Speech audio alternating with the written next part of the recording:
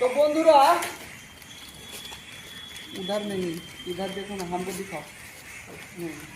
तो बंधुरा আমরা যখন এই রুমের ডোরগুলো মানে রুমের যে জানলাগুলো ছাড়বো তখন কতটা ছাড়বো, হ্যাঁ, সেই হিসাবটাও অনেক মিস্ত্রি ভুল করে।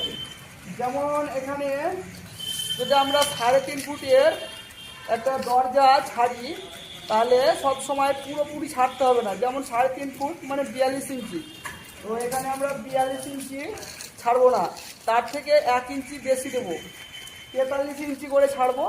তাহলে যে ফ্রেমটা বসার পর হ্যাঁ প্লাস্টারটা হবে সেটা কিন্তু ঠিকঠাক মাপে থাকবে।